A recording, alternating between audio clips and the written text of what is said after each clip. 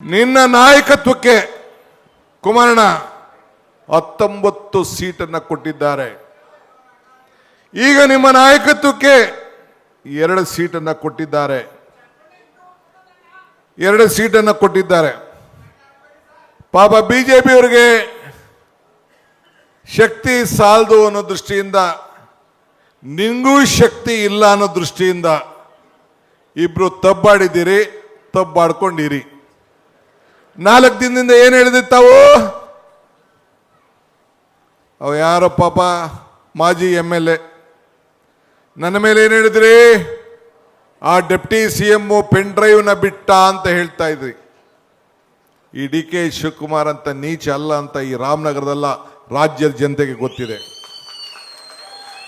ಮತ್ತೆ ಏನು ಹೇಳಿದ್ರಿ? ಪ್ರೀತಮ್ ಗೌಡ ನನ್ನ ವೇದಿಕೆಯಲ್ಲಿದ್ದ, ಅದಕ್ಕೋಸ್ಕರ ನನ್ನ ಕುಟುಂಬನೇ ಹಾಳು ಮಾಡ್ದ, ಅದಕ್ಕೆ ನಾನು ಈ ಪಾದಯಾತ್ರೆಯಲ್ಲಿ ಪಾಲ್ಗೊಳ್ಳುವುದಿಲ್ಲ ಅಂತ ಹೇಳಿದ್ರಿ. ನಿಮ್ಮ ಮಗ ಮತ್ತು ನಮ್ಮ GD ದೇವೇಗೌಡರು ಅವರು ಕೂಡ ಇದೇ ವಿಚಾರವನ್ನು ಹೇಳಿದ್ರು.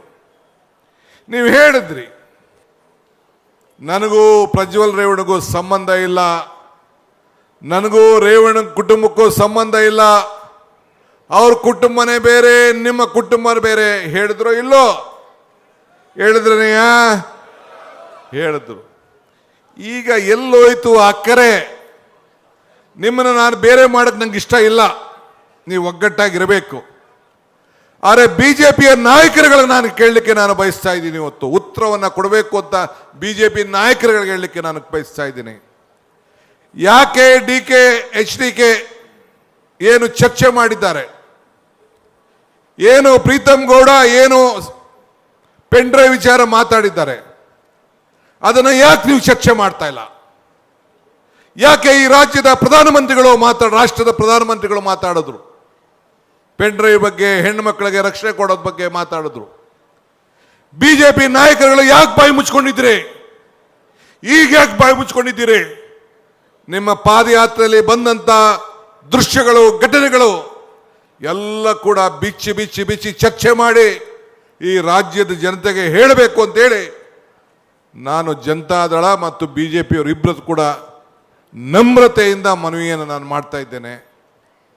ಹೋರಾಟವನ್ನು ಮಾಡಬೇಕು ಅಂತಿದ್ದೀರಿ.